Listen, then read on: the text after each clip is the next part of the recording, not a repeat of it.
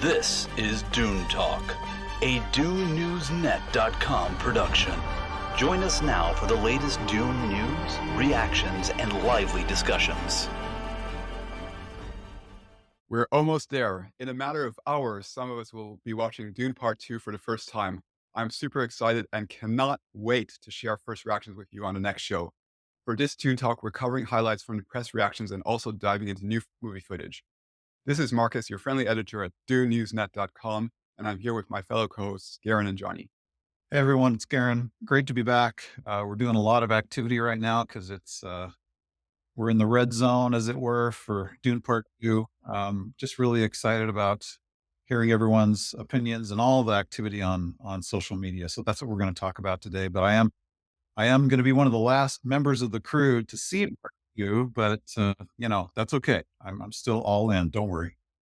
It'll be worth the wait, I'm sure. Johnny Stopcheck here again. Thank you all for tuning in. They're coming fast and furious now. Marcus has he's going into overdrive. I don't know how he's doing it, but excited to be on another show and really excited because this is the first time that we're gonna be able to talk about people watching the movie and what they thought about it, critics and otherwise. So I think it should be a good episode. Dune Movie News. On February 15, following the London premiere of the movie, the social media embargo was lifted and press reactions have hit the internet like a raging sandstorm. And well, it's fair to say that the sentiment is overwhelmingly positive, with high praise all around from a diverse crowd of critics and media outlets. In fact, I have yet to find a negative post myself, but Johnny, you're on X, Twitter more than me. Have you come across any critical reactions, and how are you feeling overall now seeing everything that's up there? I love you identifying how terminally online I am, Marcus. So thank you for that. It's true. But it is true. Yes. I agree though, Marcus. I have literally not seen an outright negative tweet. Well, actually I take that back. The one would be, I guess, negative. It sounds like just like very mediocre, like lukewarm, but IndieWire's chief critic, David Ehrlich, he didn't like the first movie and didn't seem like he liked this one much more either. So can't win them all, but I think that's literally the only one I have personally seen. Everyone else has been, as you said, pretty universally aligned in terms of their positivity, of course, but also just the height of the positivity. I think not just, oh, it was great or it was good. It's like, it was amazing. It was phenomenal. It was fantastic. It was a masterpiece, those types of adjectives being thrown around. So I think those superlative comments are always what you're hoping for. I remember how I felt when I saw the initial reactions for Part 1, which were positive overall. Obviously, we know that it was a well-received film, it won 6 Oscars. That's, that hasn't been forgotten.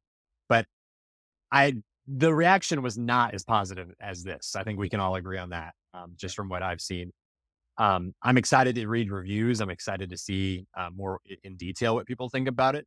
Rotten Tomatoes, Metacritic, all these aggregators, that'll be interesting to see. But with what we are already hearing, it's still a lot of great detail and some, specific points that I think we're going to be able to talk about here.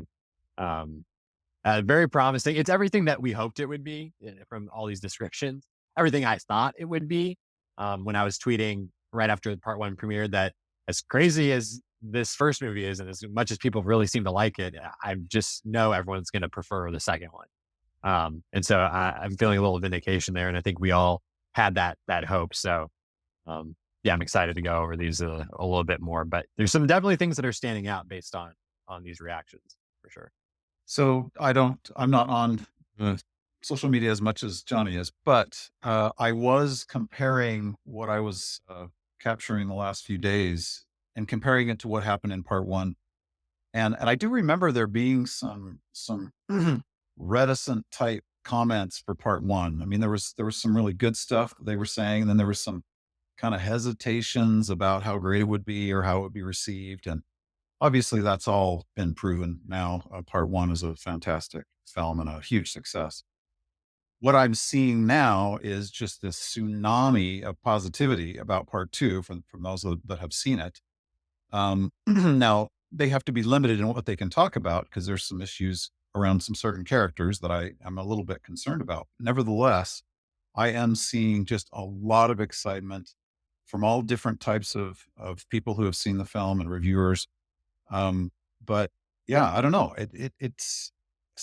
I was saying this to Marcus earlier. I get a little skeptical when all of the comments are so incredibly positive. And Johnny, you've pointed out that there are some negatives out there, but when I just see this overwhelming number of positive comments, I'm just like, wait a minute, is this for real? What's happening there?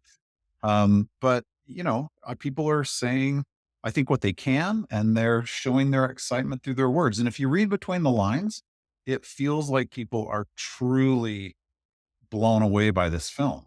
And if that's the case, then I'm absolutely thrilled. I will say, to your point, Garen, yeah, there've been, just the literally one or two comments I've seen. I mean, it is unusual, obviously, when you have so much positivity, and we'll probably get more reactions in the coming days as more people see it, maybe on Monday and Tuesday, for example. But sometimes this does happen. I mean, I'm thinking about like Oppenheimer, for example.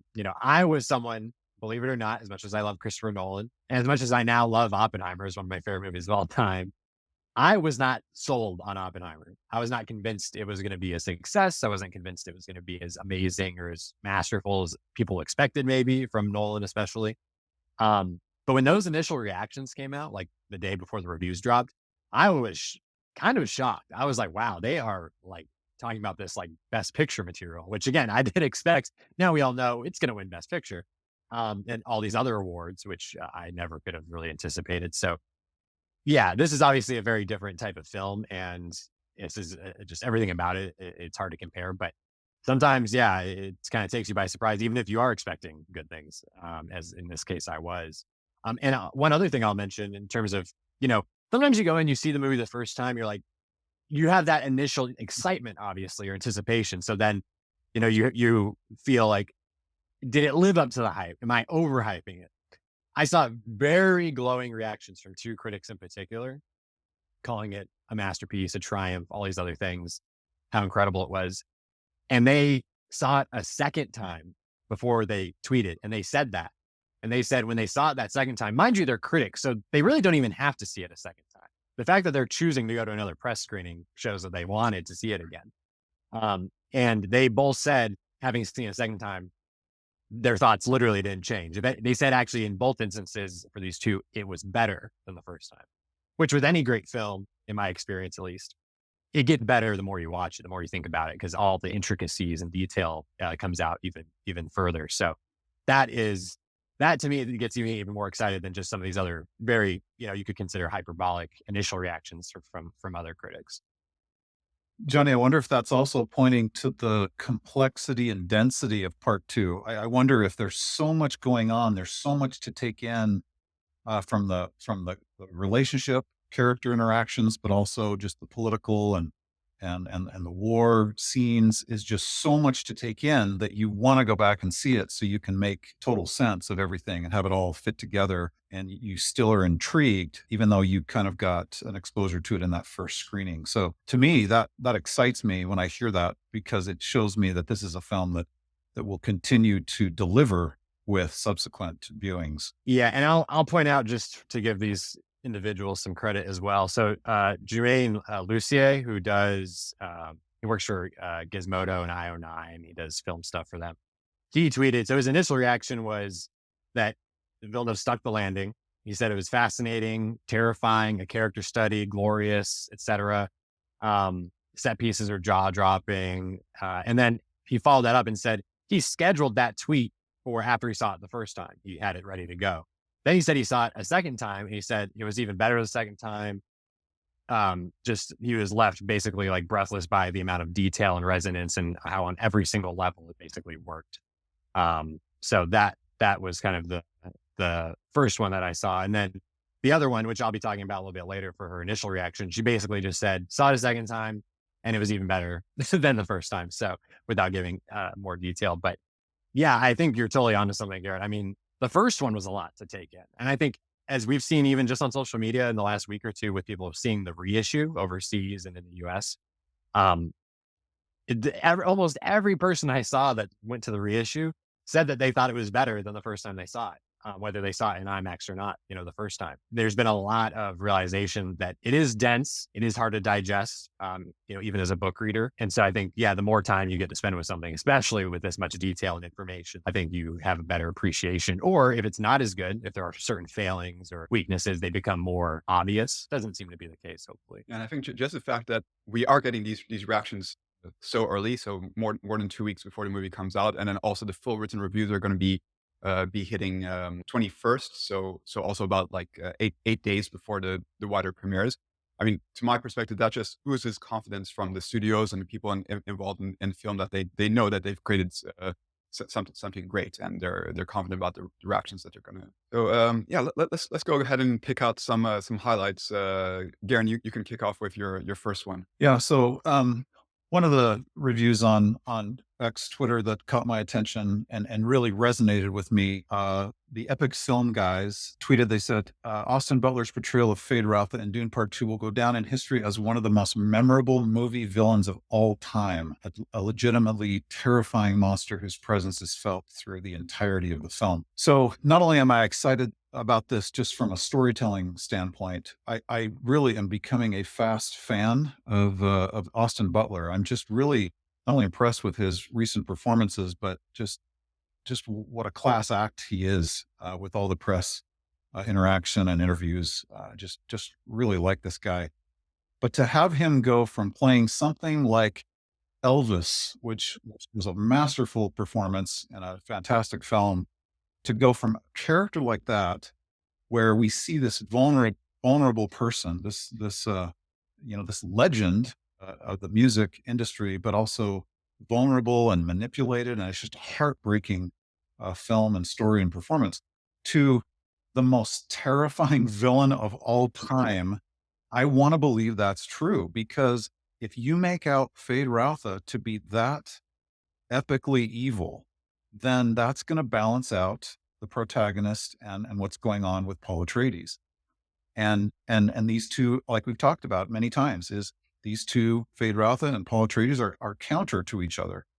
They're balancing out each other, at least for most of the film. I'm going to not mention that the things may change near the end of Part 2, but for now, I just am thrilled that if this performance is at such a caliber that these guys think that this could be one of the most memorable movie villains of all time, then I'm really pleased to know that this is not something that was treated. And I always tend to bring up Lynch's Dune. Feyd-Rautha just did not rise to the level of fear and loathing that was necessary, that I felt when I read the book. But if what I'm gathering through reviews and tweets like this, I think Austin Butler has brought it to a whole new level. And if he takes this just maniacal, evil character into the stratosphere, I think that's what's going to make for a really balanced, incredibly dramatic film. Mike Ryan from Uprocks, he also had a reaction. So here's a little bonus reaction. He said, all he said was, I was kind of mixed on the first Dune. Dune Part 2 is phenomenal, up there with the greatest sci-fi movies I've ever seen. That's really all he said. He didn't offer any other details, except one other tweet he added after that. He said, Austin Butler as Feyd in this movie is demonic. He is literally channeling a demon from hell. So, I mean, that's pretty high praise. And there was another interview. It was a television interview, I think, maybe. I can't remember what outlet or who the interviewer was, but they said that Feyd in the film was unlike any character they had really seen in anything, which that's pretty high praise. I mean, that's on par with what Garen is talking about in this other reaction. So yeah, and he's been a highlight of these reactions just overall, and that makes me so happy and excited, because I remember when his casting news first came out, people were like, who? Like Austin, like, who is this guy? Like the guy who's playing Elvis, like this guy that's on Nickelodeon and Disney Channel and stuff, like what the hell? But I was actually like, because I knew he had been in Once Upon a Time in Hollywood. He had a very small role, but he had like stuck out to me. And I was like, I don't know, like I could see it, like I can give it a chance. And obviously the interpretation they've gone with this character, in alignment with, their interpretation overall of the Harkonnens, I think is really interesting and different from what's in the book, of course, and what was in the Lynch film. So I'm just excited for how different it's going to be. But I'm glad you chose that one, Garen, because I think that Austin Butler just across the board as his character, but as an actor, and very exciting. And I can't wait to see more because they really haven't shown that much of Feyd as well. That would also stuck out to me because he's been teased. We've gotten the gladiator stuff a little bit, other individual shots here and there, the duel at the end with Paul. But outside of that, there's not a whole lot of information or other insights. So I'm really excited that it's still having that much of an impact, and we haven't seen or heard all that much, in my opinion. So the first reaction I have is from Hoai Tran Bui, who writes for inverse.com. Her reaction, initial tweet was, Dune Part 2 is a triumph, even more immense than the first, if you can believe that, but much more intimate. Denis Villeneuve manages to streamline the more alienating second half of the book into a riveting, action-packed epic. Two Towers level mastery of battle sequences. Zendaya is the star. And this is also, I mentioned earlier that she saw Dune 2 a second time and loved it even more that time than she did initially. So that is super promising. What I loved about this reaction is a couple of things. More immense than the first. Like I said, hard to believe that. But again, also knowing the book and how I've been hyping up part 2, I'm glad that to see that has landed. But also much more intimate. So, and this is a through line I saw with several different reactions so far, which again is like music to my ears, is that it's so epic. There's so much action. It's so well done with that stuff. But the intimacy, the character moments, the slower moments, those seem to be intact, but also even better than the first movie and potentially what's even in the book based on a lot of what the stuff that we have to really compare at this point. So that is super exciting. And I like that, there is that juxtaposition that Villeneuve, I think, balances and manages so well. Two Towers. Okay. So that you really don't have to say much more than that. Lord of the Rings comparisons have been abound since this movie got greenlit as well. It's the Lord of the Rings of science fiction. I think maybe Arthur C. Clarke said that. Yeah.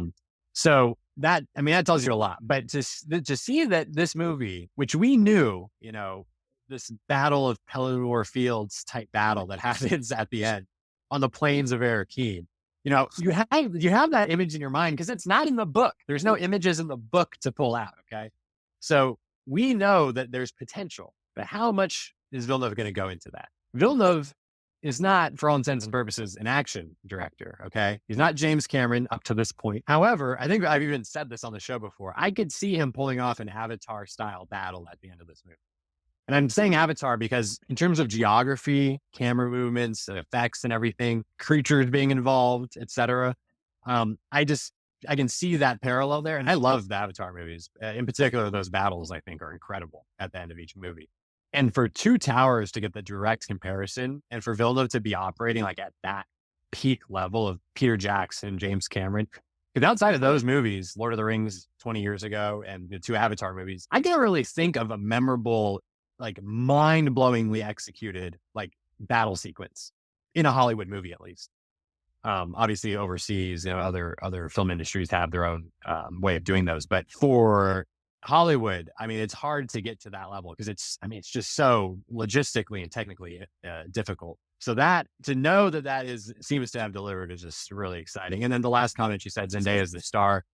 I have been really hopeful about Zendaya in this movie in terms of screen time, the strengths of Chani as a character. And I'm not talking about physical strength or even internal strength. I'm talking about the character as on the page coming onto the screen. How are they going to handle that, especially as opposed to the book or in contrast to the book? And so, again, this is one little comment here, but I've seen this across several reactions. Zendaya lives up to the hype and actually does a great job in this movie. Pretty much her best film performance, it sounds like, and up there with what she's done in Euphoria, which is obviously a very different character and story. But yeah, this was probably one of my favorite reactions, just music to my ears. Every element of this really stood out to me. So I thought that was a really well written reaction, especially given that she saw it again and loved it even more. And I like that mention of also the more intimate. So even though we're going to have all that amazing action and huge battle scenes and really cinematic experiences, there's also still going to be that time with the characters that we've seen that in trailers as well. But it's good to see that's coming through. Yeah, As you were talking, Johnny, some of the thoughts about that review, comparing it to Two Towers. I remember when Two Towers came out, and it really was kind of just this whole new amped up experience in this Middle Earth that we were now exposed to. And so drawing the comparisons, being able to orchestrate epic battle war scenes is one thing in a world like Middle Earth where, there aren't ornithopters and aren't things really flying around that much. Yeah. It's more of, there's a little bit more connection to reality, a little bit than we have on Arrakis, right? Because we have things that are not in our sphere of experience. So to be able to execute that level of grandiose, epic war movie type experiences, but then at the same time balancing that with those emotional, quiet, pensive moments between our characters. I mean, it reminds me of things like Lawrence of Arabia or Braveheart, some of these films where we really do have moments to truly deeply care about our characters. And then when they enter the fray of battle, then the stakes are so high. We're cued in like never before because we now really care about these characters. So again, I'm not surprised.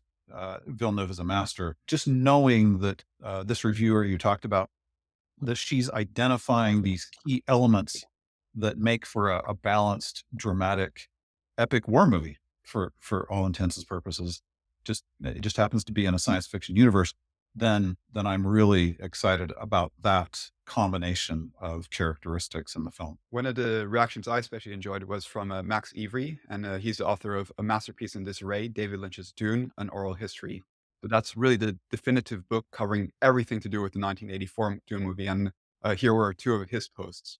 Being a mezzo on Dune Part 1, I was thrilled Dune Part 2 generally sticks to landing by amplifying Herbert's themes on the dangers of charismatic leaders slash fanaticism. A bold blockbuster. Zendaya's Chani in particular is radically reimagined. History will call her badass. And he continued with a second tweet. Being something of an authority on the subject, I'm happy to say two truths.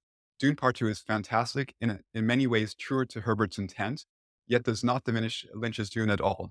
The 84 film and Villeneuve duet are a wonderful contrast. Wildly wonderful different takes. So we've had the pleasure of interviewing Max on a past Dune Talk show, and he's a longtime fan of Dune. He certainly knows his stuff, and this reaction is really encouraging to me, especially because he had those criticisms about Dune Part 1, and he mentioned a couple of things on the episode he was on with us. So it's great to see that even though he maybe had that social reaction to the first movie, that he's really been taken with the second movie. And I especially love his comment about how the movie generally sticks to landing by amplifying Herbert's themes on the dangers of charismatic leaders, because this ties in exactly to my hopes at the end of the last discussion that we had on the previous show. Even if there are changes to the story that I don't prefer, if at the end of the movie I feel that the movie has stayed faithful to the core themes and messages of the book, and even made them maybe more accessible to wider audiences, that would be a huge win for me. I'll say real quick to that point in particular.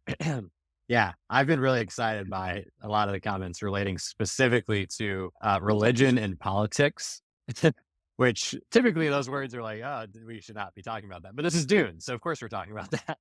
But specifically, I saw a reaction from I believe it was some YouTubers. They really liked the movie. They said it was better than the first one, which they were also a little bit mixed on. And that's, again, a recurring theme. One of the initial things they said, it was like, big Hollywood, like blockbuster movies, do not deal with religion or politics like this movie does. And that was like, again, music to my ears. I mean, the only other big movie, like surely talking about like political machinations and things like that, would be like Oppenheimer, like recently. There are other movies that have dabbled in that a little bit more, I think, in the last several years, which is always great to see. I mean, James Cameron, for example, someone who, he's not subtle in his, political, motifs and things like that, which is great. And Avatar does that, obviously. Seen other movies like The Batman, things like that. But Dune is so ingrained into those institutions. I think that you really, if you weren't satisfied with part one, you got to be thinking, okay, part two really has to achieve this and dig into it like in a real way. And I was never really worried about that.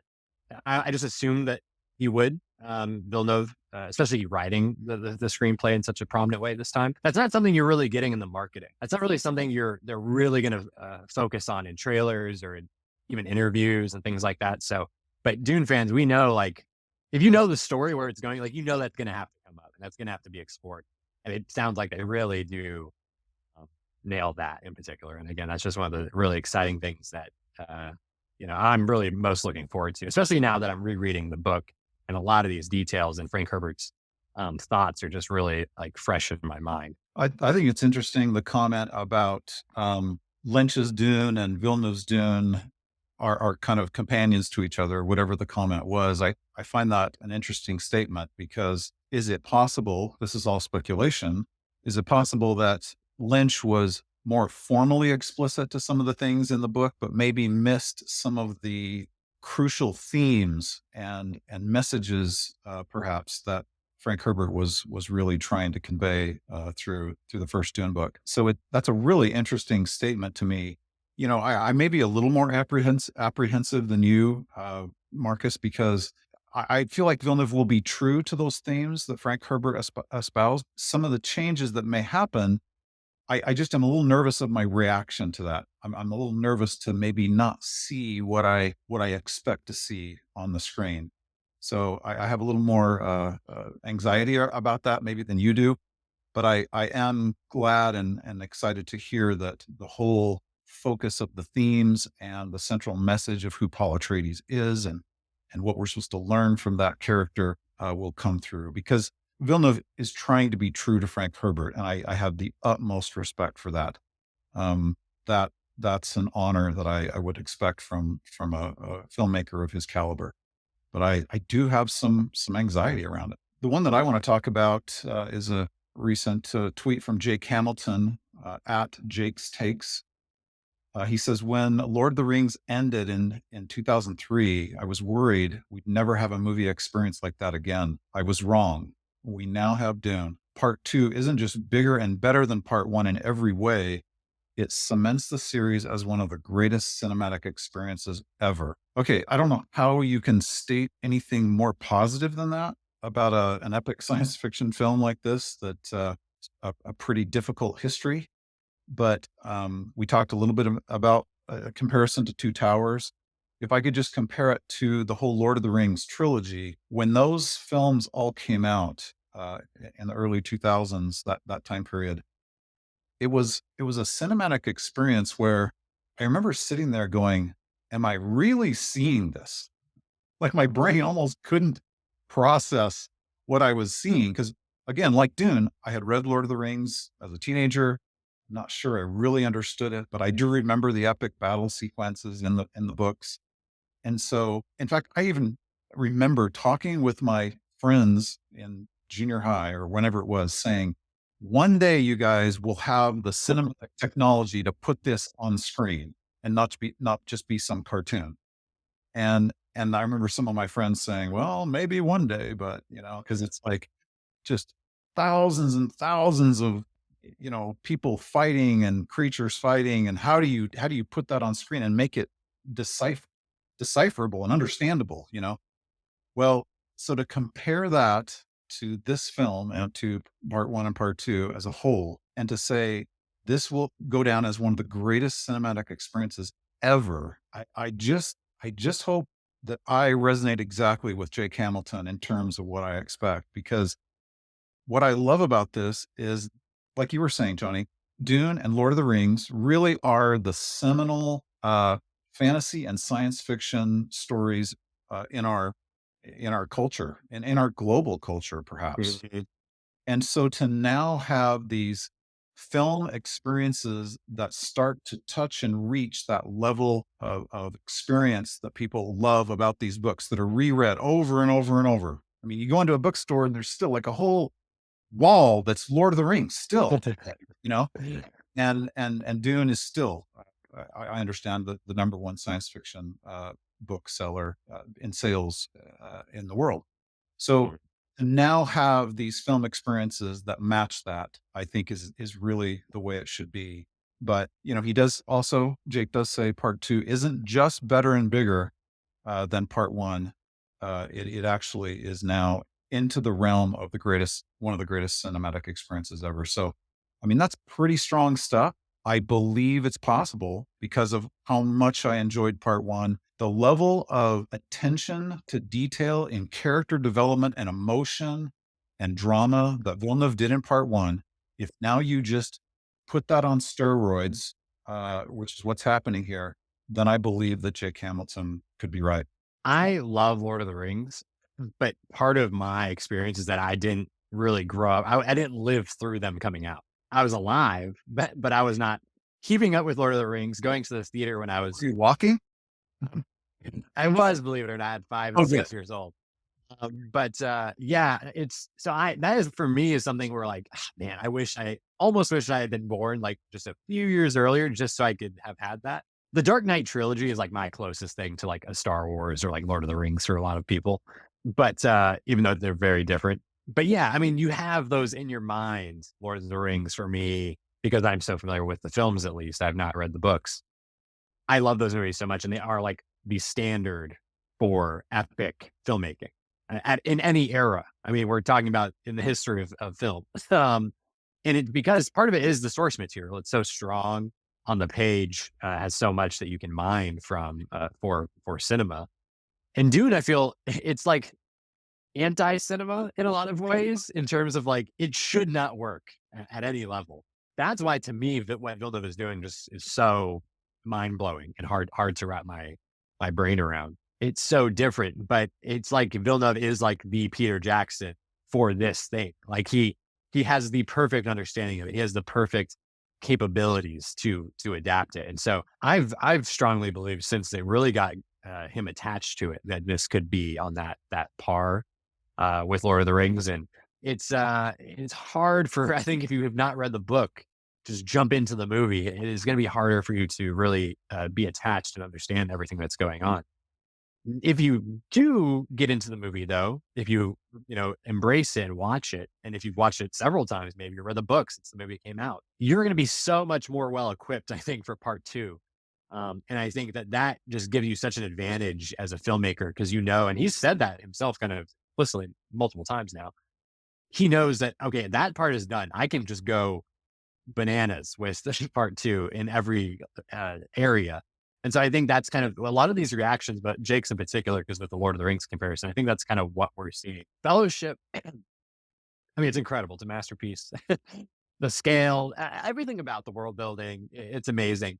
But in terms of action and battles and stuff, you really get that until Two Towers and Return of the King. And so I think that's where some of that comparison becomes even more apparent because those two movies on the latter end of the trilogy, it's not like something you've really seen before. I just said that with that prior reaction I was pointing out. And so I think that makes the comparison a little bit more evident because it's the scale, it's the spectacle that we didn't quite get in part one in the same way you don't really get it in Fellowship. And so I think we're seeing that kind of the way it's growing in people's minds, that particular comparison.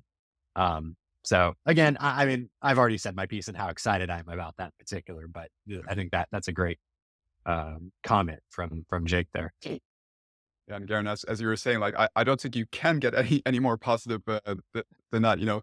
Like I know that I'm going to go in the movie and I can't imagine like coming out of the movie and like giving it like a perfect score because I think that like as someone who knows the book well and like who will like know the themes very well and I'm sure that I will have some criticisms like on certain aspects.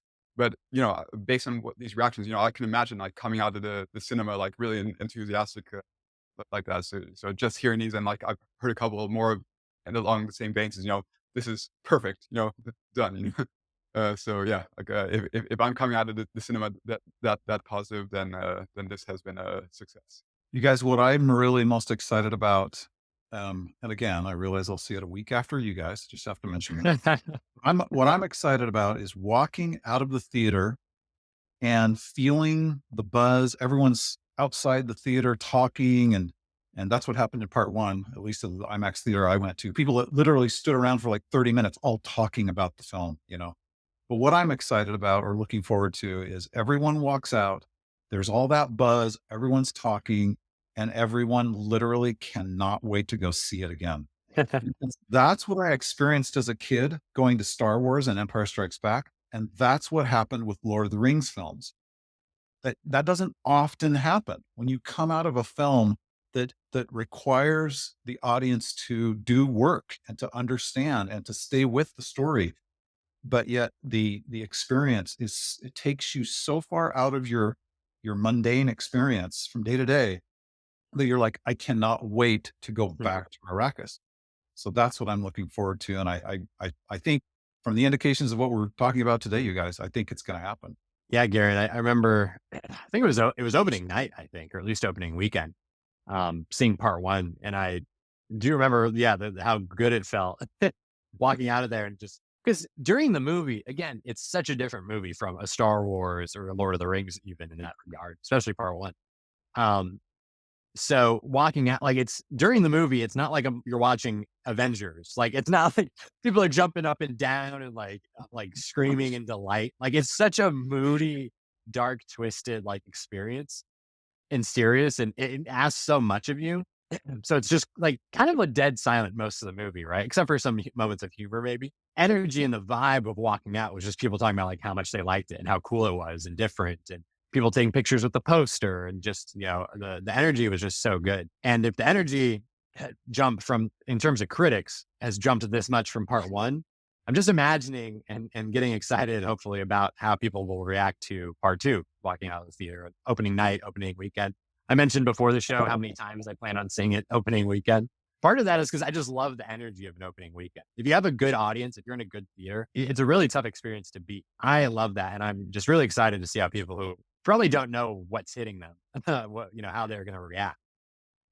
So that's a big draw for me and part of the excitement. This is the first one I read, I think, as a matter of fact. And this is from a mutual of mine on Twitter.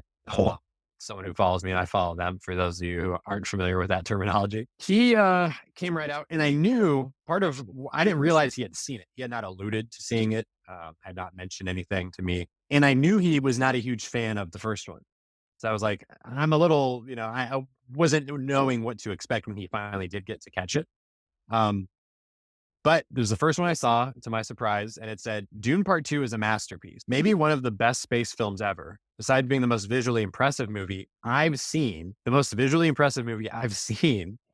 in assault on all the senses. It's a riveting political thriller and character study. The cast is great, but Rebecca Ferguson and Austin Butler steal it. Then goes on to say, every aspect is perfection. The score, cinematography, makeup, costumes, production design, sound, VFX are all at the very top of their craft.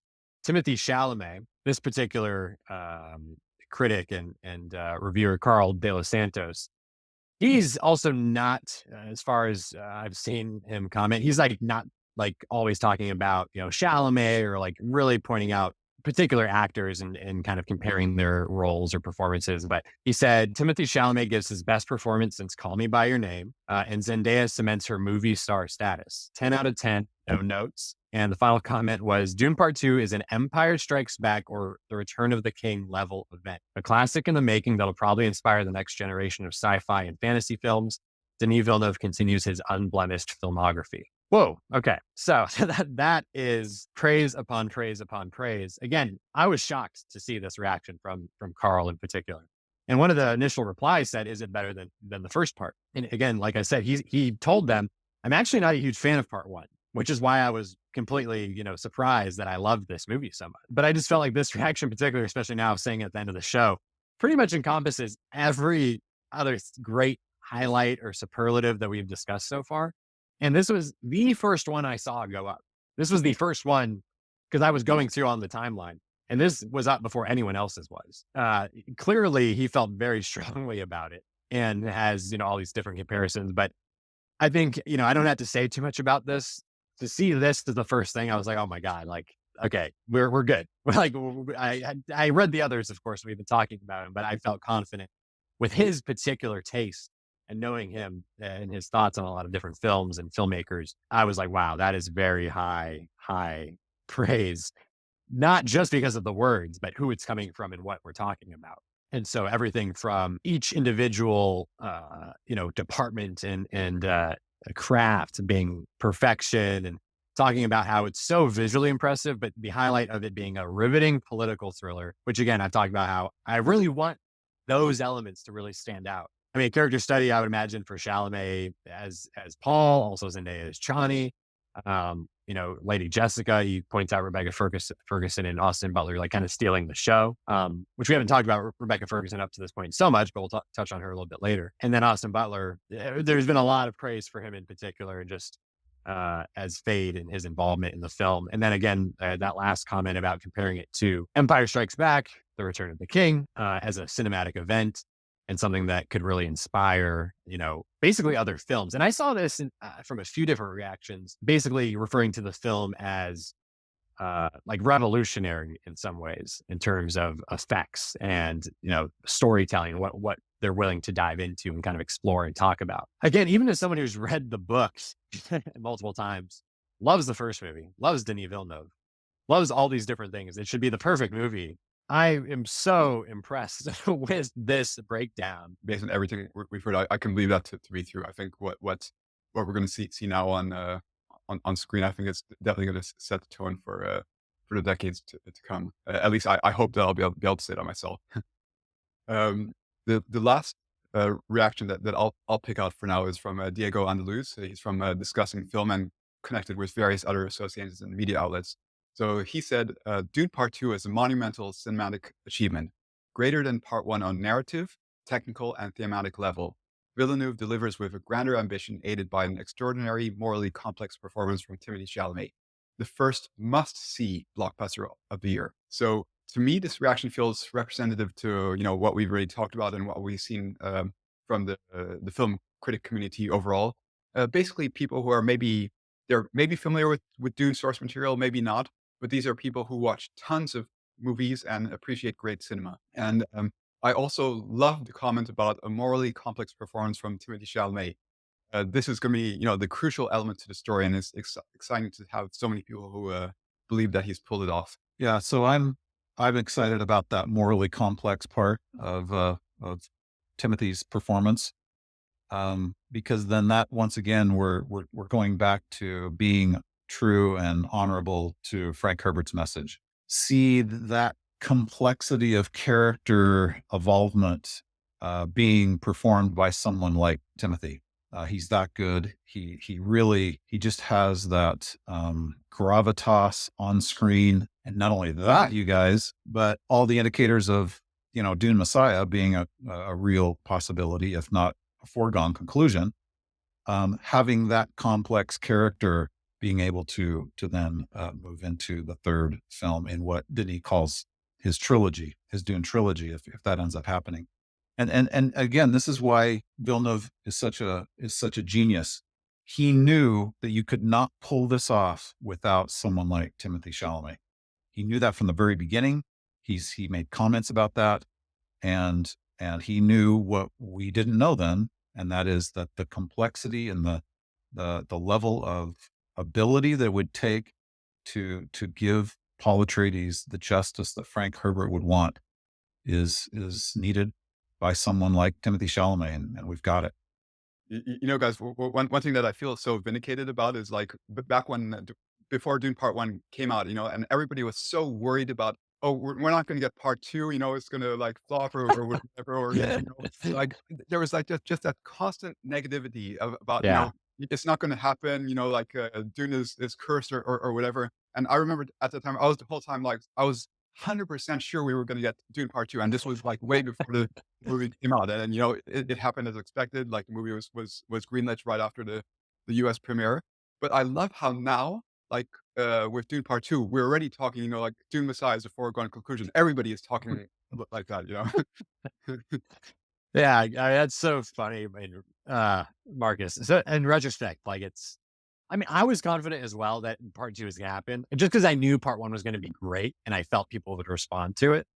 But now, it's so funny though, and I haven't said this out loud or really talked to anyone, but it's kind of hilarious that it almost seems like Villeneuve, like Frank Herbert, was using Dune as a back door to greenlight and do a Dune Messiah movie. Because he was talking about Dune Messiah during the promo tour for Part 1, before Part 2 was even greenlit. No, he has come out and said in just the last like week or two, I think he didn't want to come out and seem he didn't want to make things seem a certain way, but he basically knew that part two was going to happen. Yeah, we'll see what happens, but Dune Messiah, I think, is safe to say it's happening. Well, hindsight's always 2020, right? I mean, I lived through Lynch's Dune and the response of the audiences and the critics back in '84, and so there was a little bit of apprehension inside of me when part one was going to be released. That, oh man, is this the unfilmable novel? You know, can this really just not like a curse, because I don't believe in that, but it's like, is there really something in the universe working against this film coming to to have audiences worldwide embrace this story that I love so much? Okay, so the last bit of news that we're going to touch on for this show is that there was actually one more clip from the movie that was released, and this was shown on Lorraine, and it's basically a pretty quiet conversation where it's just Paul and Jessica. They're in the siege. It's probably like early on when they arrive in the siege, and they're getting to experience the Fremen way of life, and it's just Paul and Jessica. They're talking to each other, and Jessica's talking about becoming the Reverend Mother. So obviously, it's been decided, what her fate is, I guess. And Paul is like trying to understand more about what that means, and Jessica is saying it can vary from culture to culture, and he's asking is it dangerous? And the final line is from Jessica is saying that no man could survive. But yeah, I really like this clip as a whole, because I think that goes back to some of those critic comments that it's gonna be a more intimate film. We are gonna get more of these moments with Paul and Jessica, and Paul and Shawnee, of course. So yeah, just love to see it. What were your guys' thoughts on this one? I'll just say real quick. I like was salivating watching this scene, which seems weird because it's like it was literally like 25 seconds, and it was one shot of Jessica, one shot of Paul, then back to Jessica, and that was pretty much it. But that just goes to show how good this damn movie is going to be, because especially if you're a fan of the book, but I think the way this is written and staged and everything, people are going to be like really tuned in and on the edge of their seat, like wondering what the hell is going to happen or what they're talking about, which obviously will have some context on either side of this particular clip. Sure. But yeah, this is not dialogue that's like in the book, necessarily. It's not word for word or anything like that.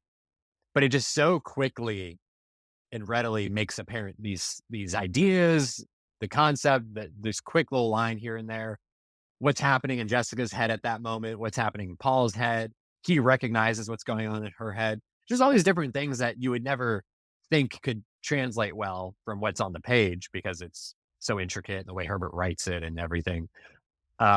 But man, I was loving what they're doing here. And to me, again, that's something I haven't really said or commented on yet, but Villeneuve as a screenwriter, someone who's adapting this material, he's knocking it out of the park. And again, he had of course, a contribution on part one, but he was working with two writers. Now he's working with just one. And I would imagine has even more leeway and control, knowing how part one performed. And I just feel like he has such a good grasp. And this scene is just a very quick taste of that. And with John Spates as the co-writer, of course. But yeah, this is going to be some good stuff. And this sequence they're talking about or building up to, it's going to be special. I can already tell that. But I think one thing I'll say is one particular thing that I loved was that, like, her initial response to what Paul was saying, then the shot of him and him saying, "You're scared."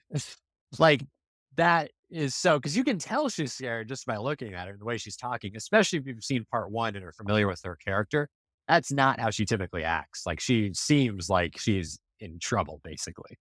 And that's very unusual because she's so like powerful as a figure in this universe.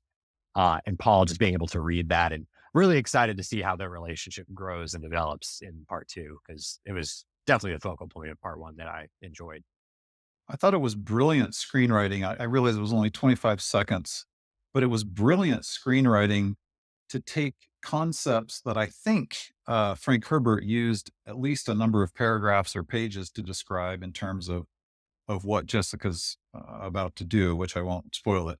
But I thought it was just perfectly curated sentences to be able to communicate something extremely high stakes is about to happen here. And then your comment, Johnny, about Paul identifying and acknowledging her fear shows the intimacy of mother and son. I love how quiet the scene is. You see some Fremen kind of going in the background, and it's obviously in a scene, and it's just sort of a quiet moment. I love that because those sequences are as important to me as the battle sequences because of the character development. But then the way it kind of hits on that note of, yeah, but it's fatal to men. It's like a kind of punch of like, oh yeah, mom, are you scared to do this? And well, yeah, because I don't know what's going to happen. And then the punch of, it's fatal to men, which is going to play in a little later. So I just thought it was, I mean, to combine concepts and ideas that take paragraphs or pages down into 25 seconds. That is brilliant screenwriting. Like, I don't know if we'll get that scene or not, but like in one of the interviews, Rebecca Ferguson teased that like there's more of a relationship between Stilgar and Jessica. We don't know like, like what aspect that will be referring to, but we know that we've seen in the trailers where Stilgar is saying, I believe, and it seems like he's having a conversation with Jessica, and Jessica's asking, do you really believe my son, and so on. But anyway, like I'm thinking back to the book, like that there's also like a conversation early on when, after the fight with Jamis, and Stilgar and Jessica are having a conversation about, what her role is going to be. And, they're weighing some, really important options. And I'm wondering if that happens in the movie. And then it's, of course, decided, she's going to become the Reverend Mother. And then we have this conversation with Paul and Jessica, really concerned. And also, I think that's going to be like hopefully more readily apparent in this uh, adaptation that Jessica knows she's pregnant, obviously, and that's like something that's already mentioned early in the film, as we've heard from the people who saw the first 10 minutes like ages ago. So I wonder if that's already going to be playing into concerns that Jessica is already taking account. Like this is already dangerous to me, but like I have a child in me. Like at least I hope that there is some reflection on that. Yeah, we probably should talk more about that. Yeah. I'll leave it at that. So I think that's probably like a good conclusion for today. But Garen, I do want to ask you one thing, because like you're going to see the movie a bit later than us, so you probably won't be on the next couple of shows. Yep. But like thinking of the discussion we had in our last episode where we were talking about some I would say, in my opinion, valid concerns about how um some of the things that we've heard are going to happen into the movie. Of course, we haven't seen the movie yet as of this show. But now that we have all these positivity, basically a wave of positivity on social media, does this reassure you that we're getting that strong conclusion to the first book as an adaptation? Well, I'm hesitant to respond to this because it's going to make it seem like I'm an elitist or something, and I don't mean it that way. I'm older than you guys, and I'm a lifelong fan of Dune. So Yeah. yes, I'm excited that the masses and even the well versed and and experienced reviewers are giving it, monumental reviews. Like I'm super excited about that. Don't get me wrong, but it's not necessarily uh, assuaging my concerns about some of these changes that Villeneuve is making. And I need to not get hyper focused on that because I don't want it to ruin my experience. I don't even think if I tried to be concerned about it, sitting there in an IMAX theater watching part two, it's not my brain won't even be able to process my concerns because I'll be in the movie. I'll be in the experience because Villeneuve's that good. But I still am a little worried, like we talked about in our previous episode, Marcus, that these changes will cause kind of a visceral reaction in me, like, wait, no, that's not, So, but again, I have to keep going back to what is the theme, what is the message, what is the tone, what was Frank Herbert trying to convey? Because this book was written in 1965. You guys, it's a whole new world now. So you have to adapt. What better person to adapt than someone like Denis Villeneuve, right? But is it gonna confirm or is it going to diminish my concerns. I don't know. We'll see. Gary, and I will say, because next time I see you, I'm going to have seen the movie. And you will probably have seen the movie, I would imagine. Um, I hear where you're coming from for sure. Hopefully, you will love it. And even if you love it, you may have issues or disagreement maybe with other feelings. But either way, I'm excited to hear your thoughts because you are definitely like the guy. Like you've lived through the Lynch version. You have read the book as a child. Like I don't have that experience. So I'm excited to hear like what you make of it all. Okay, guys. Yeah, I'm getting so excited just like thinking about all this. Like just about to see the movie. It's so soon. I can feel the excitement. As I walk into the cinema and experience like 2 hours and 45 minutes of doing part two. So yeah, what you can expect is our next episode is going to be our first reactions to having seen the full movie. So yeah, you'll have several on there, and we'll be going in depth into our reactions. Like the first one, we will keep it spoiler free because we know that some of you won't have seen the movie yet. So we'll hopefully get you hyped up yourselves for our highlights, what we thought and all of that. So yeah, look forward to that. For now, let's go ahead and sign off. Thanks everyone again for joining us. Johnny Sobchak here. You can find me on social media at Johnny Sobchak. This is this is it. Like this next time I'm on here, I'll have seen the movie. It's hard to believe because it's been such a long road. I remember when Marcus first reached out to me about partaking in this wild experiment and project, and it's been such a fun ride, and I've really appreciated all the support. So thank you again for tuning in, and it's happening. So get excited and ready to dig into it all together. Hey, thanks. It's Garen. Appreciate Marcus and all of his flawless preparation and orchestration of this. And so good to be with you again, Johnny. I love all of your comments and perspectives. Yeah, and I'm going to be the one guy in the crew who at least I will be one of a few that will not have seen it. But I really do want to assure everyone I'm not going to call Marcus and Johnny and have them review everything. I really am going to experience it firsthand in the theater because I want to have that same initial experience, just like all of you will. But I am truly excited. Just have a couple of little minor concerns, so we'll see how it goes. Yeah, so this is Marcus Gabriel. You can find me at Marcus Writing and at DuneNewsNet.com writing stuff. So yeah, look forward to my first reactions on social media as well, coming up very soon. But yeah, I don't think there's much else I can say. You're just not going to want to miss our upcoming Dune Talk shows. Until then, take care. We hope you've enjoyed Dune Talk. Remember to like, subscribe, and turn on notifications so you know when the next episode drops. Stay tuned to DuneNewsNet.com and add us to your social feeds. Be the first to hear breaking news and reviews.